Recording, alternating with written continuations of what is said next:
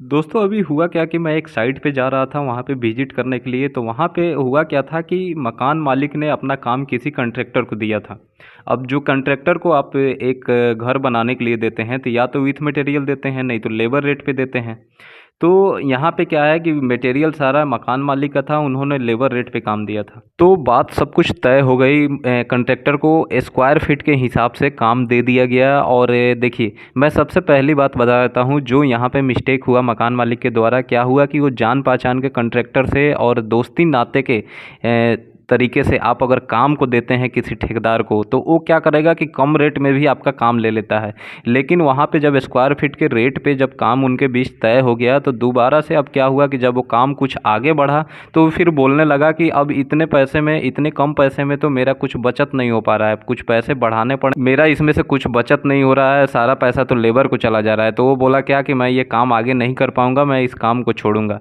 तो अब यहाँ पे जो मकान मालिक है वो टेंशन में आ गया कि भाई ये काम को अगर छोड़ेगा तो फिर मुझे दूसरा कॉन्ट्रैक्टर देखना पड़ेगा। तो दूसरे कॉन्ट्रैक्टर को बुलाया गया। तो दूसरा कॉन्ट्रैक्टर कोई भी छोड़ा हुआ काम जल्दी वो पकड़ता नहीं है, या तो पकड़ेगा तो वो बोलेगा कि जितना काम आपका हुआ है उसका भी मैं पैसा लूँगा, मतलब पूरा स्टार्टिंग से लेके और एंड तक जितना काम करूँगा अपने रेट पे लूँगा। तो रेट भी वो बढ़ा कर लेता है। अब फिर इस तरीके से जब काम होता है तो उसमें आपको डबल नुकसान होता है।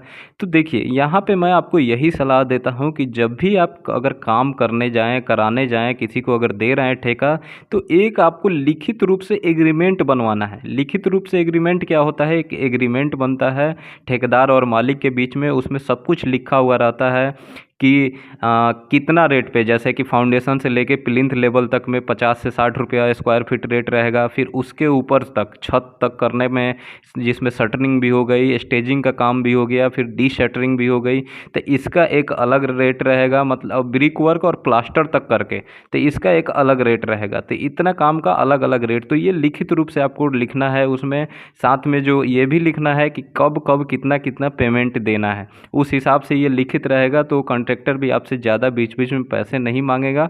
नहीं तो क्या होता है कई बार कि वो छोटे छोटे काम का पैसा आपसे निकालते जाता है, पता चलता है जितना काम नहीं हुआ उससे ज़्यादा वो पैसे ले लिया। तो ये चीज़ें आपको तैयार करके तब एक काम को देना है, तब आप उसमें बहुत हद तक आप सेफ रहेंगे और काम भी आपका सही से चलेगा। अब देखिए, होता क्या है मार्केट में, जब आप काम किसी को देने जाते हैं तो उससे पहले आप 3-4 लोग, 5 लोगों को खोजते हैं कि किसको काम दिया जाए, रेट पता करते हैं। तो अभी का 2023 में जो मार्केट रेट है लगभग 220 रुपया से 250 रुपया स्क्वायर फीट चल रहा है। इसमें क्या है, आपको पूरी बिल्डिंग खड़ी करनी है और खड़ी करके फिर इसमें आपको चुनाई करना है, जितना आपका कमरा उमरा होगा, फिर उसका प्लास्टर करना है 250 रुपया स्क्वायर फीट के हिसाब तक। ठीक है। और उसमें क्या होता है कि कोई कॉन्ट्रैक्टर आपको मिल जाता है 170 180 रुपया स्क्वायर फीट में, बोलता है कि मैं आपको ये काम करके दे दूंगा। इस तो आप सोचते हैं कि अरे यार ये तो बहुत अच्छा है, 170 180 रुपये में मुझे मिल जा रहा है, कहाँ मुझे 230 240 रुपये स्क्वायर फीट मिल रहा है। तो आप उसे काम दे देते हैं। फिर वो कहता है कि जब आप बोलते हैं कि एग्रीमेंट बनवा लो, ये कर लो, तो वो कहता है कि नहीं नहीं, एग्रीमेंट बनवाने की क्या ज़रूरत है, मैं आपका ये काम कर दूंगा, उसकी कोई ज़रूरत ही नहीं है। अब वो एग्रीमेंट क्यों नहीं बनवाएगा? देखिए, एग्रीमेंट अगर आप बनवा लेंगे, सब कुछ कर लेंगे, तो वो तो फंस जाएगा। वो जान रहा है कि इतने कम रेट में मैं ये काम कर ही नहीं पाऊंगा, तो इसलिए वो एग्रीमेंट नहीं बनाता है। तो वहाँ पे वो क्या करता है, काम को शुरू कर देता है। काम शुरू कर देता है, नीचे से फाउंडेशन से प्लिंथ लेवल तक लाता है। फिर उसके बाद वो क्या करता है, आपका पिलर खड़ा करता है, बीम डालता है, छत डालता है। तो वहाँ पे क्या होता है कि जब वो आता है, आपका फाउंडेशन शुरू करता है, यानी प्लिंथ लेवल तैयार करता है।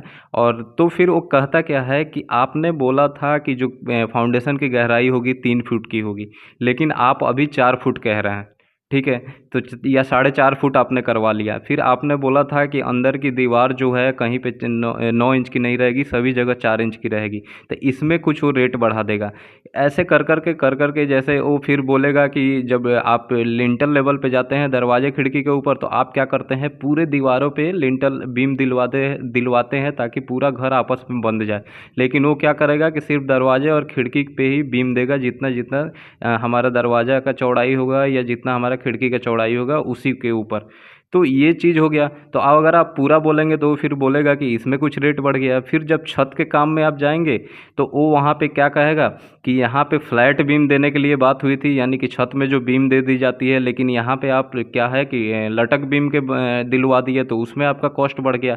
तो ये आप 150-170 रुपये जो देते हैं, तो वो क्या करेगा, ये सब चीज़ का चार्ज बढ़ाते जाएगा, आप उस चीज़ को ध्यान नहीं देंगे और फिर ये जो रेट है, ये रेट वहीं जाके फिर पड़ जाती है कितनी, 220-230 के आसपास। अब उसमें क्या कहेगा, जब शटरिंग का बारी आएगी तो शटरिंग तो वो लगा देगा, लेकिन जब उसको खोलने का बारी आएगी तो कहेगा कि डी शटरिंग का अलग से पैसा लगेगा, स्टेजिंग का जो कई बार क्या होता है उसका अलग से पैसा लगेगा, ट्रांसपोर्टेशन का अलग से पैसा लगेगा। तो ये सब चीज़ बढ़ के आपका लगभग वही रेट पड़ जाती है और आप परेशान भी होते हैं। तो ये सब चीज़ से बचने के लिए आपको करना क्या है, एक एग्रीमेंट बनवाना है। कॉन्ट्रैक्टर और आपके बीच में एक एग्रीमेंट बनना चाहिए। लेकिन मैं यहाँ पे आपको बता दूं कि वो मतलब जो आपका कॉन्ट्रैक्टर होगा वो आपको उस पर साइन करेगा ही नहीं, वो एग्रीमेंट लिखवाएगा ही नहीं, क्योंकि वो जान रहा है कि मैं एग्रीमेंट बनवा दूंगा तो फंस जाऊंगा, मुझे करना पड़ेगा। और एग्रीमेंट आपको कैसे बनाना है, आपको उसमें सारा काम कि आप टोटल जो आपका छत का एरिया है, मान लीजिए 1000 स्क्वायर फीट का आप घर बना रहे हैं तो छत नपेगा 1000 स्क्वायर फीट, और उस छत के हिसाब से आपको स्क्वायर फीट का पेमेंट देना है। और उसमें एग्रीमेंट में आपको सब कुछ लिखना है कि प्लास्टर करना है पूरा, और फिर आपका जो चुनाई होगा वो होगा, फाउंडेशन होगा, फिर आपका पिलर खड़े होंगे, उसमें शटरिंग जो होगा ठेकेदार का होगा, लेबर होगा, लेबर जो ये इतने काम का जो इक्विपमेंट होता है, सामान होता है, फावड़ा तसला, वो भी सब ठेकेदार का होगा। तो ये सब चीज़ है, ये लिखित में हो जाएगा तो फिर वो ठेकेदार वहाँ पे भाग ही नहीं सकता है, वो करेगा ज़रूर। तो इसलिए वो उस पर साइन ही नहीं करेगा जब इतने कम रेट में काम लेगा तो यहाँ पे मैं आपको एक और चीज़ बता दूं, देखिए, तो ये अगर आप इतने रेट में मान लीजिए कि आप काम दे देते हैं तो अब बहुत सारा जो कॉस्ट होता है वो कुछ अलग से भी होता है इसमें। जैसे कि आप ममटी बनवाते हैं, जो हेडरूम होता है अब उसका अलग से पैसा जोड़ा जाता है, सेप्टिक टैंक बनाते हैं तो उसका अलग से पैसा जोड़ा जाता है, फिर आप अगर प्लास्टर में कोई डिजाइन यानी एलिवेशन बनाते हैं तो उसका अलग से पैसा जोड़ा जाता है। तो ये सब अलग, उसका अलग से उसमें जो ठेकेदार का रेट होगा उससे अलग जुड़ता है। तो आपको एक प्रॉपर एग्रीमेंट बनवाना है, उसमें सब कुछ लिखना है और उसमें आपको स्लैब भी बनाना है कि कब कब कितना पेमेंट रिलीज करना है। तो आप कभी भी कम रेट के चक्कर में किसी कॉन्ट्रैक्टर के झांसे में ना आए। और एक दोस्तों, मैं ये बात बता दे रहा हूँ, मैं यहाँ सभी कॉन्ट्रैक्टर के बारे में नहीं कह रहा हूँ, मैं बहुत सारे साइटों पे काम देख चुका हूँ, बहुत लोग अच्छे से काम करते हैं। एक आधी केस होता है जो ऐसे लोग फंस जाते हैं, कुछ मेरे पास कॉल भी आते हैं क्लाइंट लोगों के कि ऐसी ऐसी बात हो गई है। तो इसलिए मैं ये वीडियो बना रहा हूँ उनके लिए, ताकि वो सतर्क हो जाए, सावधान हो जाए काम देने से पहले। अब दोस्तों होता क्या है कि मैं आपको एक छोटा सा एग्जाम्पल दे दूँ तो आपको जो फाउंडेशन से लेके, अगर मान लीजिए आपका फाउंडेशन ज़्यादा से ज़्यादा 4 फीट बाई 4 फीट और 4 बाई 4 का गड्ढा खुदता है और 3 फीट या 4 फीट का उसका गहराई होता है, तो फाउंडेशन आप तैयार करते हैं, फिर प्लिंथ लेवल तक आते हैं, प्लिंथ बीम तक, तो वहाँ पे आपको 50 से 60 रुपये पर स्क्वायर फीट का रेट आपको देना है मार्केट में। और उसके बाद फिर प्लिंथ लेवल से जो पूरा आपका दीवार उठा के कॉलम बीम छत करके, छत में लटक बीम होगी वो करके, फिर चुनाई अंदर का करके, प्लास्टर करके, जो रेट होगा वो आपका अलग रेट होगा, वो करीबन आपका 220 से लेके 250 रुपये पर स्क्वायर फीट का रेट होगा। और ये जो रेट है ये अलग अलग जगह पे अलग अलग रेट हो सकता है, वहाँ के लेबर के हिसाब से, वहाँ का रेट के हिसाब से, और वहाँ पे जो है आप कितना किस एरिया में लोकेशन के हिसाब से रेट बदलता रहता है। तो ये आपको देखना है कि आपके यहाँ क्या रेट है, आप पहले पता कर लें, उस ठेकेदार के बारे में पता कर लें, पहले उनका काम जहाँ पे किए होंगे वहाँ देख लें, वहाँ के मकान मालिक से पूछ लें कि कब कब कैसे कैसे काम हुआ है, कितने दिन में काम हुआ है, तब आपको एक कॉन्ट्रैक्टर को काम देना है।